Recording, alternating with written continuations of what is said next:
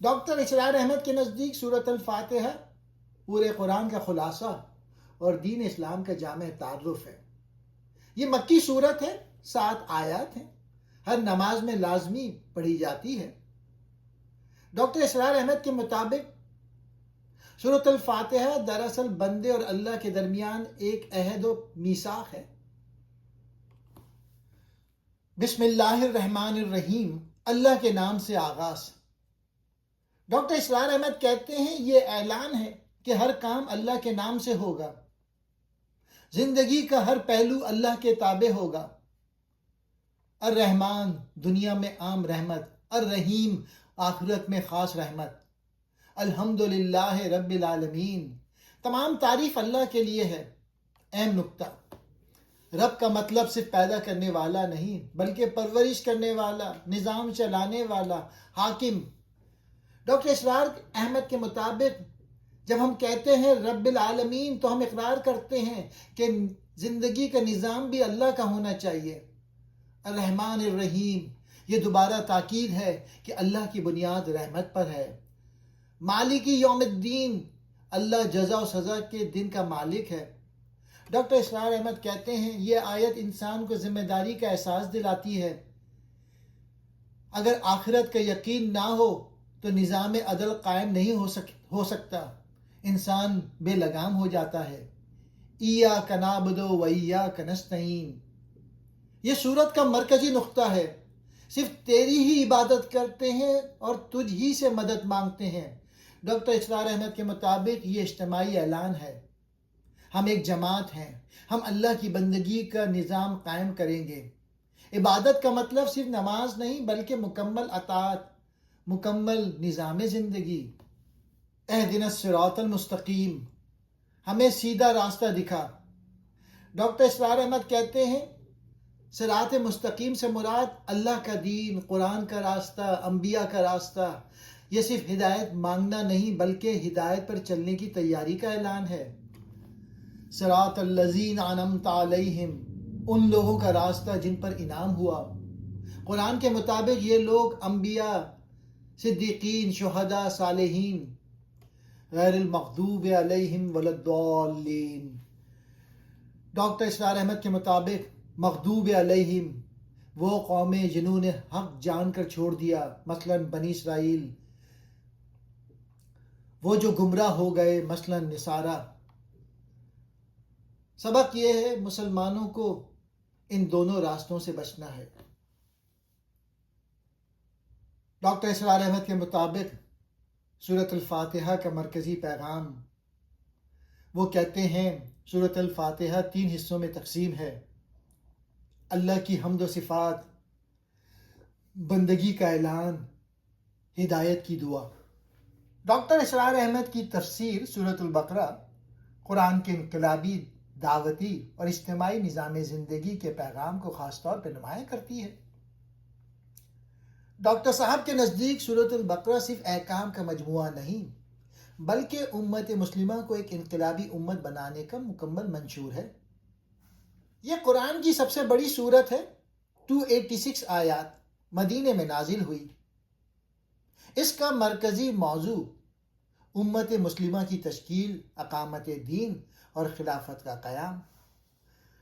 Doctor اسرار کے مطابق سورۃ البقرہ کا اصل مقصد ایک نئی امت کو تیار کرنا ہے جو زمین پر اللہ کے دین کو قائم کرے۔ مرکزی مضامین ڈاکٹر اسرار احمد کی تفسیر کی روشنی میں، انسانوں کی 3 اقسام۔ اللہ تعالیٰ نے 3 گروہوں کا ذکر کیا۔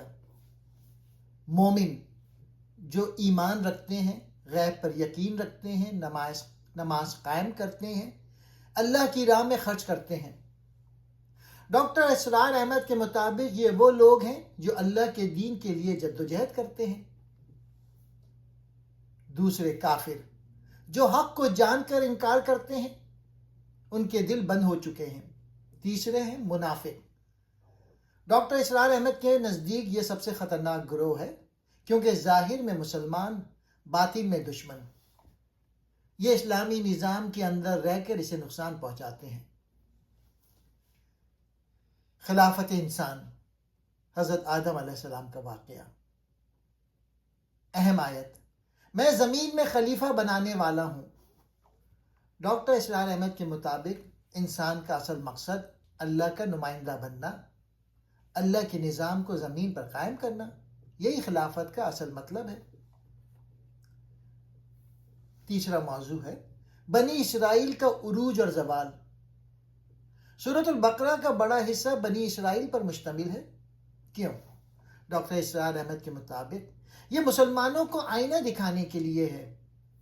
بنی اسرائیل کا زوال ان وجوہات سے ہوا: اللہ کے احکام کی نافرمانی، دنیا کی محبت، جہاد سے گریز، علماء کی بدعنوانی۔ سبق یہ ہے کہ اگر مسلمان بھی یہی کریں گے تو وہ بھی زوال کا شکار ہوں گے۔ چوتھا موضوع ہے امت مسلمہ کو نئی قیادت دینا، اور اسی طرح ہم نے تمہیں ایک درمیانی امت بنایا۔ ڈاکٹر اسرار کے مطابق امت مسلمہ کا مشن ہے پوری انسانیت کی رہنمائی، اللہ کے دین کو قائم کرنا۔ یہ صرف عبادات تک محدود نہیں بلکہ پورا نظام زندگی قائم کرنا ہے۔ قبلے کی تبدیلی، بیت المقدس سے خانہ کعبہ کی طرف قبلہ تبدیل ہوا۔ اس کا مقصد مسلمانوں کو الگ شناخت دینا، نئی امت کی تشکیل۔ ڈاکٹر اسرار احمد کہتے ہیں یہ امت کی آزادی کا اعلان تھا۔ چھٹا موضوع ہے شریعت کے احکام۔ سورۃ البقرہ میں اہم احکام دیے گئے ہیں: نماز، روزہ، زکوٰۃ، حج، جہاد، نکاح اور طلاق، تجارت، سود کی حرمت۔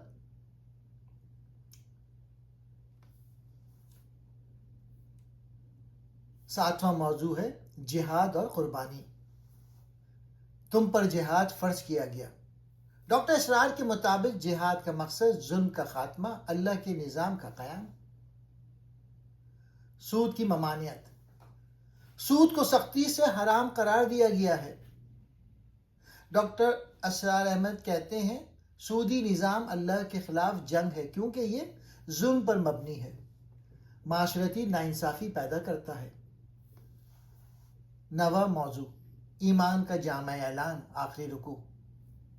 آخری آیت میں مومن کا مکمل عقیدہ بیان کیا گیا ہے: اللہ پر ایمان، فرشتوں پر ایمان، کتابوں پر ایمان، رسولوں پر ایمان اور مکمل اطاعت کا اعلان۔ ہم نے سنا اور اطاعت کی۔ ڈاکٹر اسرار احمد کے مطابق سورۃ البقرہ کا مرکزی پیغام امت کی تشکیل، اسلامی ریاست کا قیام، اللہ کے دین کا غلبہ، خلافت کا نظام قائم کرنا ہے۔ ڈاکٹر اسرار احمد کے نزدیک سورہ آل عمران ایک انتہائی اہم مدنی سورت ہے جو امت مسلمہ کی فکری، روحانی اور عسکری تربیت کے لیے نازل ہوئی۔ اگر سورۃ البقرہ میں امت کی تشکیل کا بنیادی خاکہ دیا گیا تو سورہ آل عمران میں اس امت کی عملی آزمائشوں اور جدوجہد کا ذکر کیا گیا ہے۔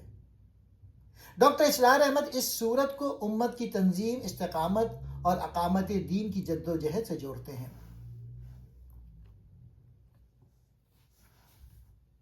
یہ مدنی سورت 200 آیات ہیں، اس میں غزوہ احد کے بعد کے حالات سے متعلق ہے۔ ڈاکٹر اسرار احمد کے مطابق یہ سورت مسلمانوں کو یہ سکھاتی ہے کہ اللہ کے دین کی جدوجہد میں آزمائشیں آئیں گی، لیکن کامیابی صبر، اتحاد اور اطاعت میں ہے۔ مرکزی مضامین ڈاکٹر اسرار احمد کی تفسیر کی روشنی میں: پہلا ہے توحید اور قرآن کی حقانیت، آیت 1 سے 32 تک۔ اللہ تعالیٰ نے قرآن کو حق قرار دیا اور فرمایا کہ یہ پچھلی کتابوں کی تصدیق کرتا ہے۔ ڈاکٹر اسرار احمد کہتے ہیں قرآن آخری اور مکمل ہدایت ہے، جو لوگ اس سے انکار کریں گے وہ نقصان میں رہیں گے۔ اہل کتاب سے مکالمہ، سورت میں بار بار یہود و نصارہ سے خطاب ہے۔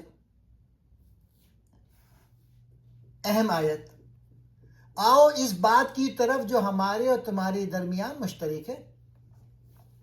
ڈاکٹر اسرار احمد کے مطابق اسلام مکالمہ اور دعوت کا دین ہے، لیکن عقیدے پر سمجھوتہ نہیں کرتا۔ تیسرا مضمون ہے حضرت مریم علیہ السلام اور حضرت عیسیٰ علیہ السلام کا ذکر۔ ان کا ذکر اس لیے آیا تاکہ نصارہ کے غلط عقائد کی اصلاح ہو۔ ڈاکٹر اسرار احمد کہتے ہیں حضرت عیسیٰ علیہ السلام اللہ کے بندے اور رسول تھے، انہیں خدا یا خدا کا بیٹا کہنا شرک ہے۔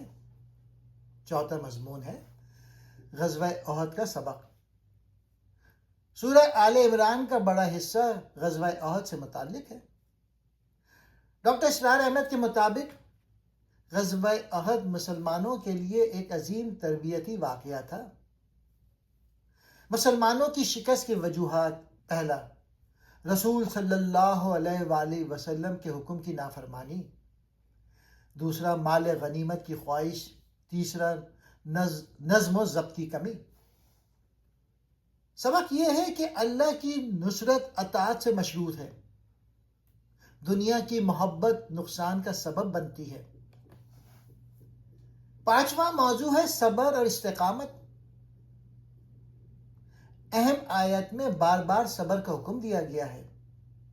ڈاکٹر اسرار احمد کہتے ہیں دین کی جدوجہد میں قربانی دینی پڑتی ہے، مشکلات برداشت کرنی پڑتی ہیں، ثابت قدم رہنا ضروری ہے۔ چھٹا موضوع، سورت میں سود سے منع کیا گیا ہے۔ ڈاکٹر اسرار احمد کے مطابق سودی نظام امت کی اخلاقی اور معاشی تباہی کا سبب بنتا ہے۔ ساتواں موضوع، امت کی ذمہ داری۔ تم بہترین امت ہو جو لوگوں کے لیے نکالی گئی۔ ڈاکٹر اسرار احمد کہتے ہیں بہترین امت ہونے کی شرط نیکی کا حکم دینا، برائی سے روکنا، اللہ پر ایمان رکھنا۔ آٹھواں موضوع ہے اتحاد اور اجتماعیت۔ اللہ کی رسی کو مضبوطی سے تھام لو اور تفرقے نہ ڈالو۔ ڈاکٹر اسرار کے مطابق امت کی کامیابی اتحاد میں ہے، فرقہ واریت کمزوری کی علامت ہے۔ ڈاکٹر اسرار احمد کے مطابق سورہ آل عمران کا مرکزی پیغام، وہ اس سورت کو 3 بڑے حصوں میں تقسیم کرتے ہیں۔ پہلا ہے عقیدے کی اصلاح، دوسرا ہے اہل کتاب سے مکالمہ، تیسرا ہے جہاد اور آزمائش میں استقامت۔ ڈاکٹر اسرار احمد کے نزدیک یہ سورت ہمیں سکھاتی ہے کہ دین کی جدوجہد آسان نہیں، شکست بھی تربیت کا حصہ ہو سکتی ہے، اصل کامیابی آخرت کی ہے۔ ڈاکٹر اسرار کے نزدیک سورۃ النساء اسلامی معاشرے کی تنظیم، عدل اجتماعی، خاندانی نظام اور اسلامی ریاست کے قانونی ڈھانچے کی بنیاد رکھنے والی سورت ہے۔ اگر سورۃ البقرہ میں امت کی تشکیل کا خاکہ اور سورہ آل عمران میں آزمائش و استقامت کا سبق تھا، تو سورۃ النساء میں ایک منظم اسلامی معاشرے کے عملی قوانین بیان کیے گئے ہیں۔ ڈاکٹر اسرار احمد اس سورت کو اسلامی ریاست کے سماجی اور قانونی نظام کا منشور قرار دیتے ہیں۔ سورۃ النساء کا تعارف، یہ مدنی سورت ہے، 176 آیات ہیں، ہجرت کے بعد مدینے میں نازل ہوئی۔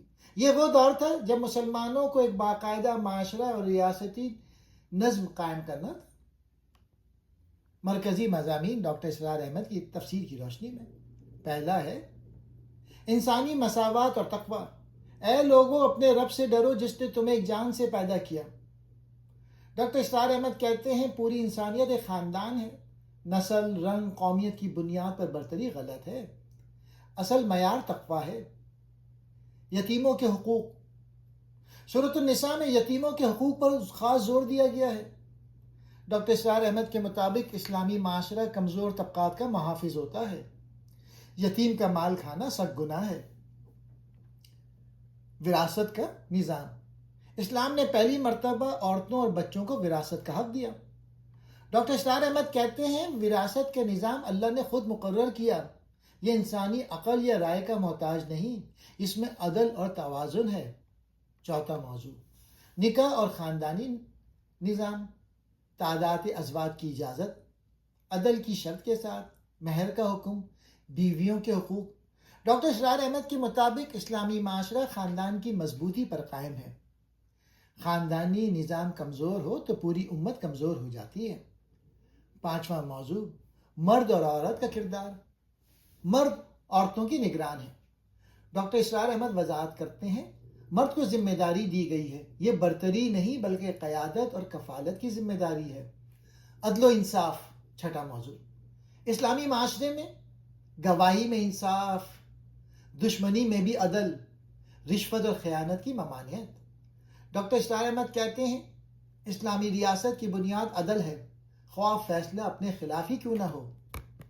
7واں موضوع اطاعت کا نظام۔ ڈاکٹر اسرار احمد کے مطابق اسلامی نظام میں اللہ حاکم اعلیٰ، رسول صلی اللہ علیہ وآلہ وسلم قانون کے شارح۔ 8واں موضوع منافقین کا کردار۔ سورۃ النساء میں منافقین کا تفصیل سے ذکر ہے۔ ڈاکٹر اسرار احمد کہتے ہیں مدینے کے دور میں سب سے بڑا خطرہ بیرونی دشمن نہیں بلکہ اندرونی نفاق تھا۔ سبق یہ ہے امت کے اندر اخلاص ضروری ہے۔ 9واں موضوع جہاد اور کمزوروں کی مدد۔ تمہیں کیا ہو گیا ہے کہ تم اللہ کی راہ میں اور کمزور مردوں، عورتوں اور بچوں کے لیے جہاد نہیں کرتے؟ ڈاکٹر اسرار احمد کے مطابق اسلامی جہاد ظلم کے خلاف ہے، مظلوموں کی آزادی کے لیے ہے، اقامت دین کے لیے ہے۔ 10واں موضوع شرک کی سنگینی۔ اللہ شرک کو معاف نہیں کرتا۔ ڈاکٹر اسرار احمد کہتے ہیں اسلامی معاشرے کی بنیاد توحید ہے، شرک نظام عدل کو بھی تباہ کر دیتا ہے۔ ڈاکٹر اسرار احمد کی تفسیر سورۃ المائدہ قرآن کے اجتماعی نظام، شریعت کی تکمیل اور اقامت دین کے موضوع کو نمایاں کرتی ہے۔ ڈاکٹر اسرار احمد کے نزدیک سورۃ المائدہ مدنی دور کے آخری حصے میں نازل ہوئی اور اس میں اسلامی ریاست اور معاشرے کے لیے مکمل ضابطہ حیات پیش کیا گیا ہے۔ وہ اسے شریعت کی تکمیل اور امت کی ذمہ داریوں کا اعلان قرار دیتے ہیں۔ سورۃ المائدہ کا تعارف۔ مدنی سورت، 120 آیات، اسلامی قانون اور اجتماعی نظام کی تکمیل۔ ڈاکٹر اسرار کے مطابق یہ سورت مسلمانوں کو یاد دلاتی ہے کہ دین مکمل ہو چکا ہے، اب اسے قائم کرنا ان کی ذمہ داری ہے۔ عہد کی پابندی۔ اے ایمان والو اپنے عہد پورے کرو۔ ڈاکٹر اسرار احمد کہتے ہیں یہ عہد صرف ذاتی وعدے نہیں بلکہ اللہ کے ساتھ کیا گیا عہد بھی شامل ہے، یعنی دین کو ماننا، اس پر عمل کرنا، اسے قائم کرنا۔ حلال و حرام کے احکام۔ سورت کے آغاز میں کھانے پینے کے احکام، احرام کے قوانین، شکار کے مسائل۔ ڈاکٹر اسرار کے مطابق اسلام مکمل نظام زندگی ہے، صرف عبادات نہیں بلکہ معاشرتی اور قانونی ضابطے بھی دین کا حصہ ہیں۔ تکمیل دین۔ مشہور آیت، آج میں نے تمہارے لیے تمہارا دین مکمل کر دیا ہے۔ ڈاکٹر اسرار احمد کہتے ہیں یہ اعلان اس بات کا ثبوت ہے کہ شریعت مکمل ہو چکی، کسی نئے نظام کی ضرورت نہیں، مسلمانوں کی ذمہ داری اب اس دین کو نافذ کرنا ہے۔ اہل کتاب سے تعلق۔ سورۃ المائدہ میں یہود و نصارہ کا بار بار ذکر ہے۔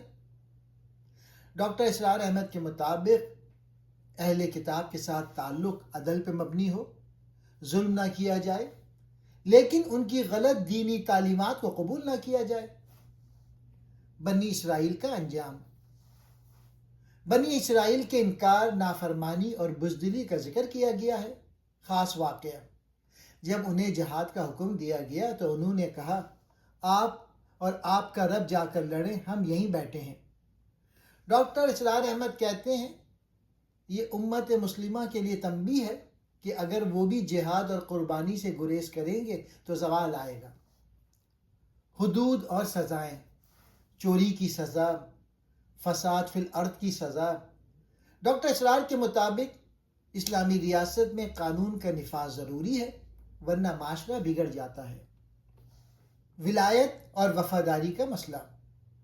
تمہارا ولی اللہ اور اس کے رسول اور مومن ہیں۔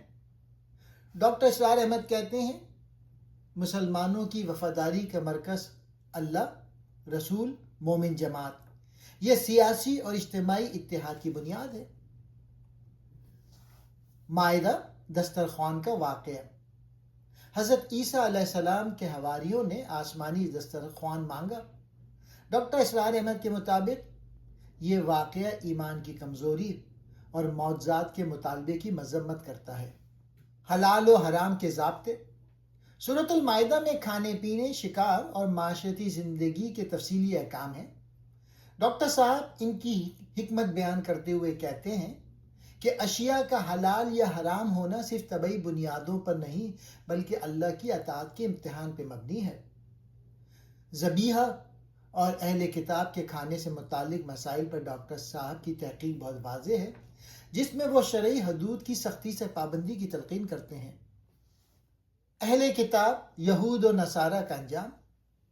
ڈاکٹر صاحب نے اس صورت کی روشنی میں یہود و نصارہ کی نفسیات اور ان کی گمراہی کے اسباب پر مفصل گفتگو کی ہے۔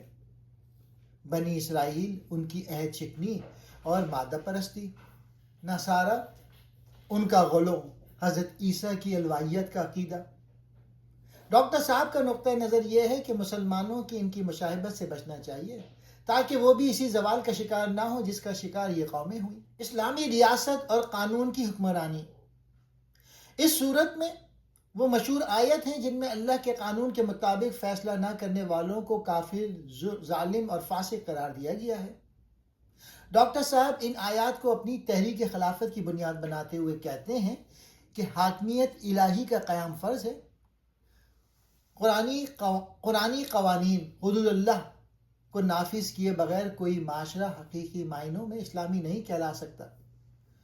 تو اس میں جو موضوع ہے اور ان کے بنیادی پیغام یہ ہیں: ایمانی تقاضا، اللہ اور بندے کے درمیان عہد کی پاسداری، سیاسی نظام، حاکمیت صرف اللہ کی ہے، غیر اللہ کا قانون کفر ہے، معاشرتی اصلاح، شراب، جوا اور شرک کے کاموں سے مکمل اجتناب، تاریخی سبق، سابقہ امتوں کی غلطیوں سے سیکھنا اور غلو سے بچنا۔